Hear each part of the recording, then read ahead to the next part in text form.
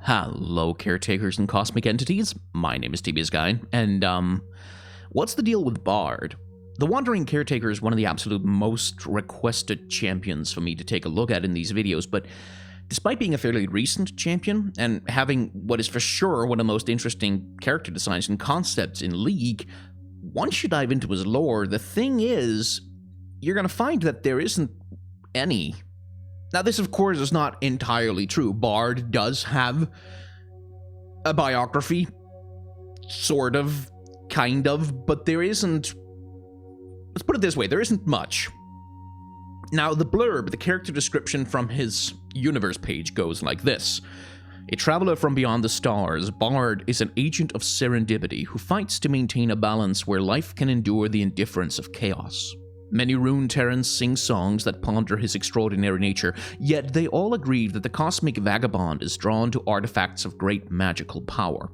Surrounded by a jubilant choir of helpful spirit meeps, it is impossible to mistake his actions as malevolent, as Bard always serves the greater good in his own odd way. Now, usually with a character, what you have here, this little blurb, is sort of the Cliff Notes version of their lore. The brief version, the little teaser, the taster that's supposed to get you interested in who they are, and then once you actually click to read the biography, that's when you get sort of the full picture, something more substantial that really goes into who they are, where they come from, what they want, like what's the point of them, why are they in the game. With Bard, though, that's it. That's all. This is 482 characters. I think you can literally fit this into 2 tweets, and it goes like this. Bard travels through the realms beyond the imagination of mortal beings. Some of Valoran's greatest scholars have spent their entire lives trying to understand the mysteries he embodies. This enigmatic spirit has been given many names throughout the history of Valoran, but titles such as Cosmic Vagabond and Great Caretaker only capture a fleeting aspect of his true purpose. When the unknowable structure of the universe is threatened, Bard steers all existence away from utter annihilation. So insofar as written sources on the nature of Bard go, that's it. This is what we got. He's a character who is spectacularly under-described, as it were. And one of my primary criticisms of Riot's lore department has always been that they don't have nearly enough output for the over 140 characters that are about to be in this damn video game. Like, they don't do nearly a good enough job of keeping up with output, telling stories about these characters, letting us know who they are, letting them interact with each other, letting us explore the world through them. And usually I would call this a point of criticism, but with Bard, I'm actually willing to call this a feature.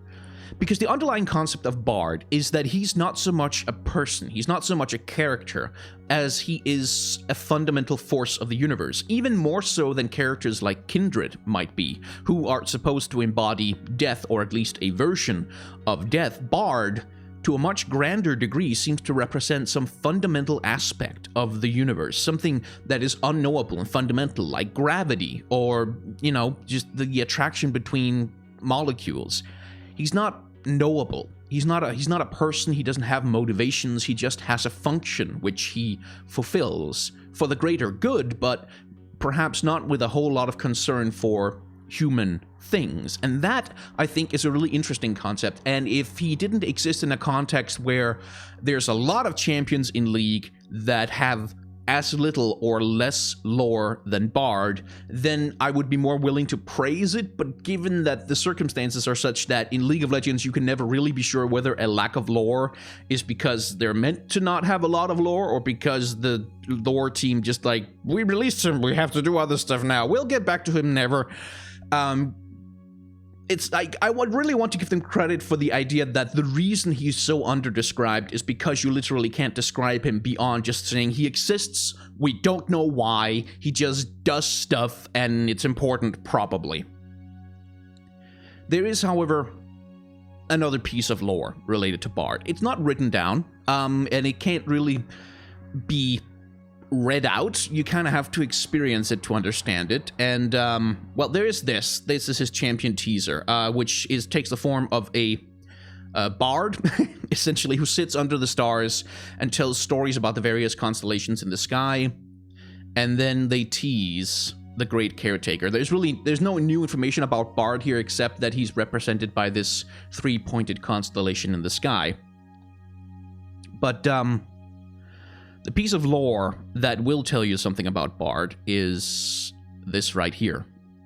Now, this is Bard Mountain, and it's a relatively very short animation teaser that tells you something about who Bard is as a character, what he's like in the universe.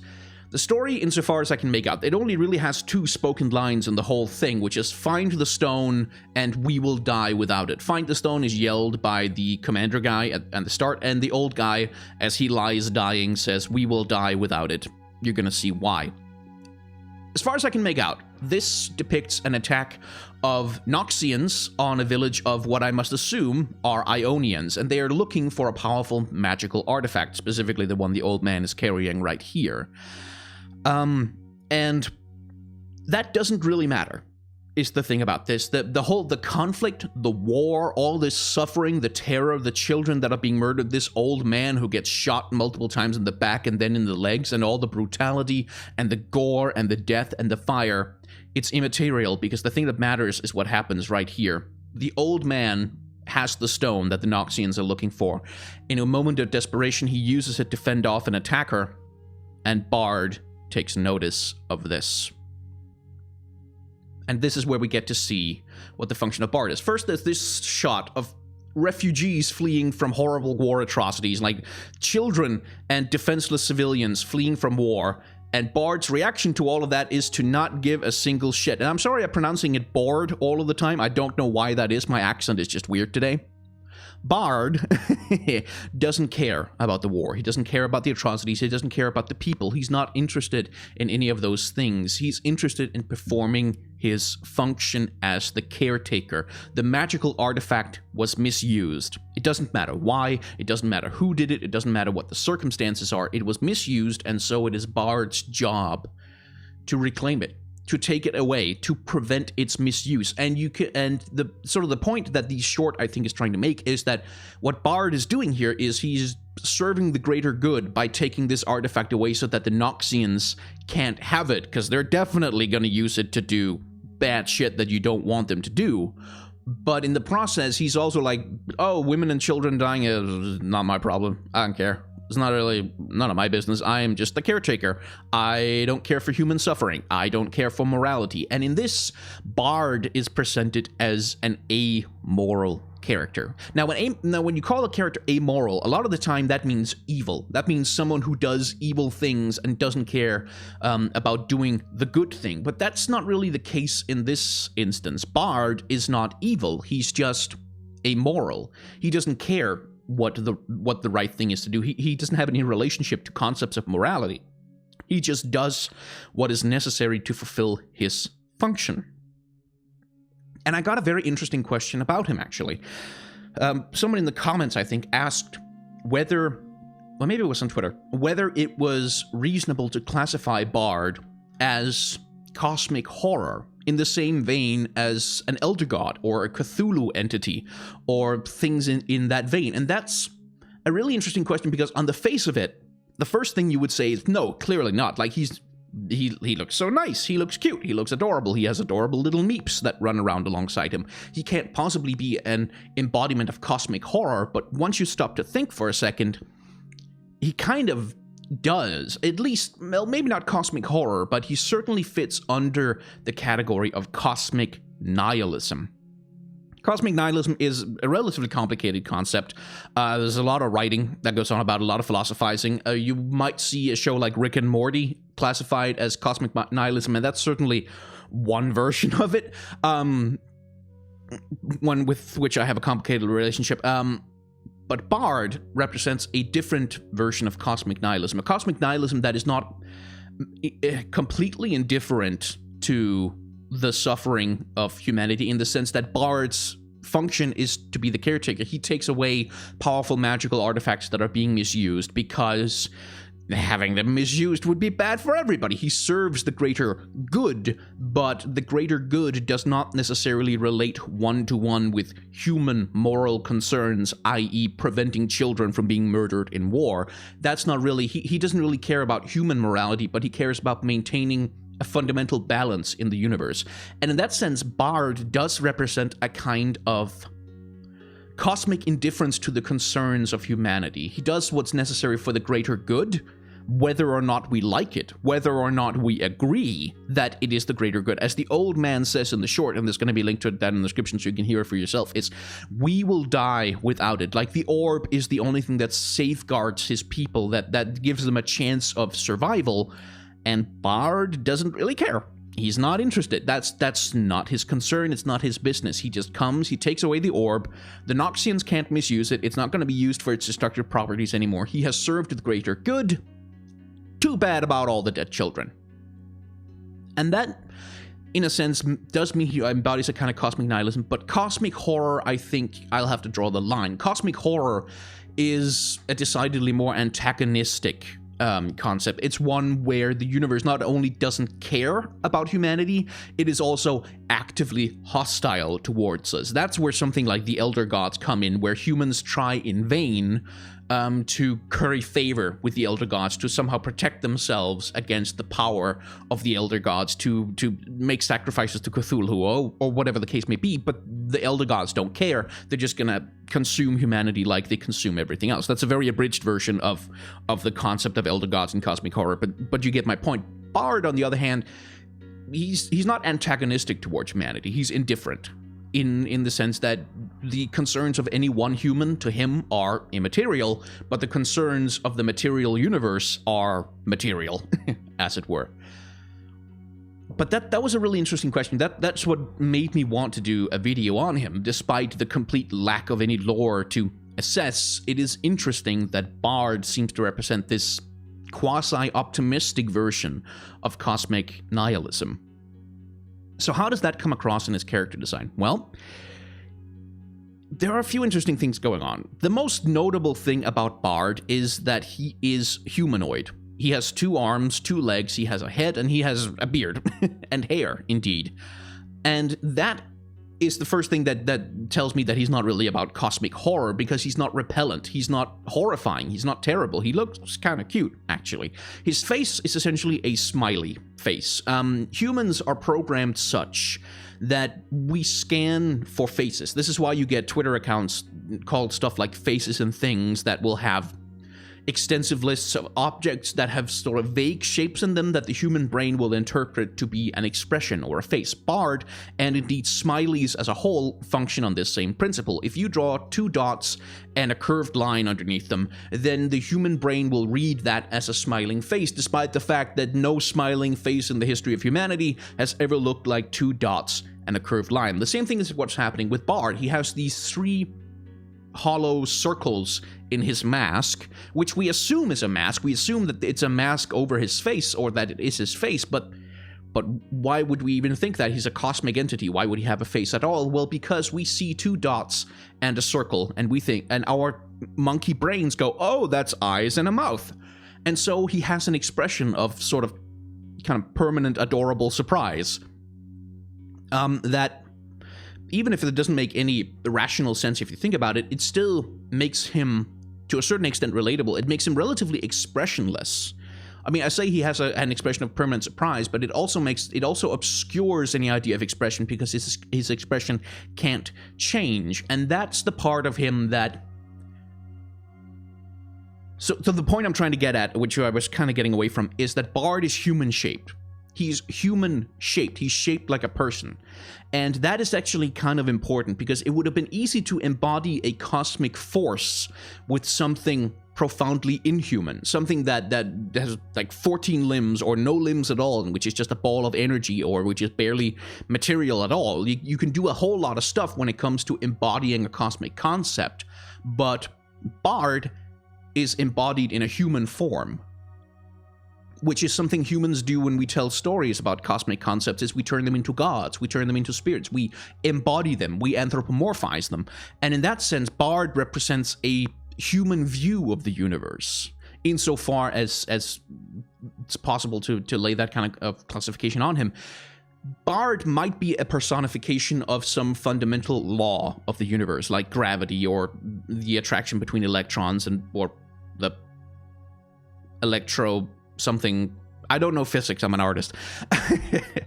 But he is a very human conception of what that might look like. Whether or not he has a character, which, again, with the substantial lack of any written lore or any stories about the guy, we can't really say for sure if he has any kind of a character. He's still a human view of what that might look like. And that's kind of what pushes me towards calling him sort of an optimistic cosmic nihilism, that he is ultimately something that's shaped like us, that moves like us, that has a face sort of like us, and in that sense he's somehow related to us and relatable to us. Like, when I see Bard, I ascribe emotions to him, I ascribe behaviors, and that actually comes across in this mountain thing. If you take a look at Bard as he comes into... let's see if we're getting... because there's a couple of things going on with him here. Take a look at the way he moves in this short. Doing, doing, doing. Whee! Spin around. Doing, doing. And his mask kind of spins around. And when I see that, even though there's no reason, again, if he's just a cosmic entity that doesn't really have a personality, just a function, for me, there's no reason for me to ascribe feelings to him. But because he is human-shaped, I take a look at that bouncy, jumpy motion and the way that he spins his horn around. He flourishes it, like he has a little cool move with it. And all of that, to me, says that there's a person in there, that there's a personality in there, that there is a character there, even if he's only about as human as a physical process. The way in which he's presented tells me that to some extent he is human. And that's what's interesting about him, is that he embodies a kind of tension between the desire from human artists who are working at Riot to embody something that is completely abstract and make it kind of foreign and alien to us, coming into conflict with the fundamental human drive to make things that look like us. And that's what I think is really interesting about him. That there is this lovely tension of conceptualizations of the universe going on with Bard. That's so interesting to explore. Like, because there's so many ways you could have done this, but someone settled on this as the embodiment. And the stuff that says about the approach that the designers have to abstract cosmic concepts, as well as cosmic concepts of lore, and the way that the cosmology of the League of Legends universe is supposed to be formed. All of that would be really fascinating to explore in some actual more lore content for Bard, Riot. I'm just saying, you could write some stories about him, you could do some comics or some more videos. That was a really cool animation video you did. Maybe you could do some more of it. So let's get to the Ghibli stuff. Bard is inspired by Ghibli. I think that's relatively fair to say, especially the aesthetics of a film like Princess Mononoke.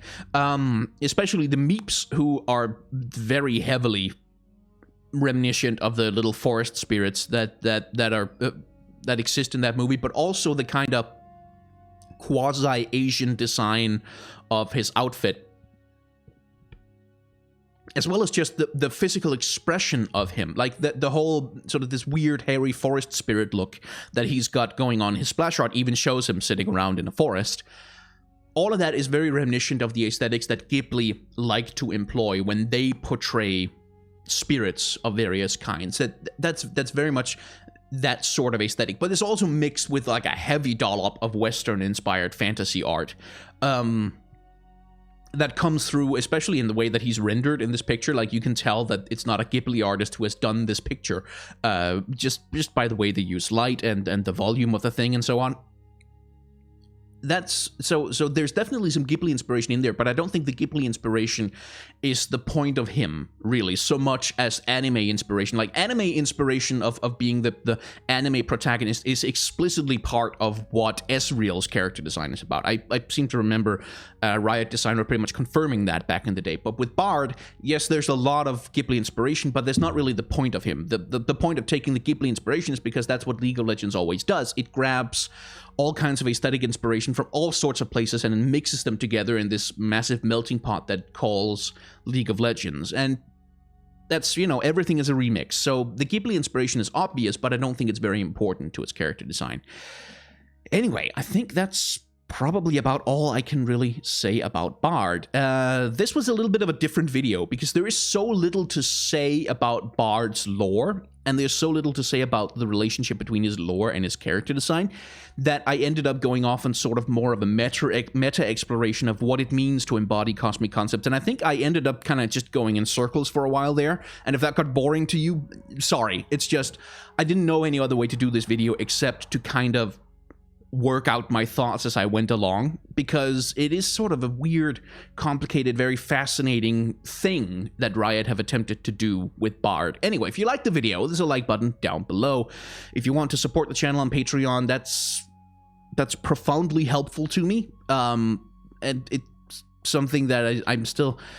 Every time I get to the end card of these damn videos, I kind of end up, I want to gush about how happy and grateful I am for the support on Patreon, but I also know that that gets really tiresome after a while, so I'm just going to say thank you very much to the people who do support me.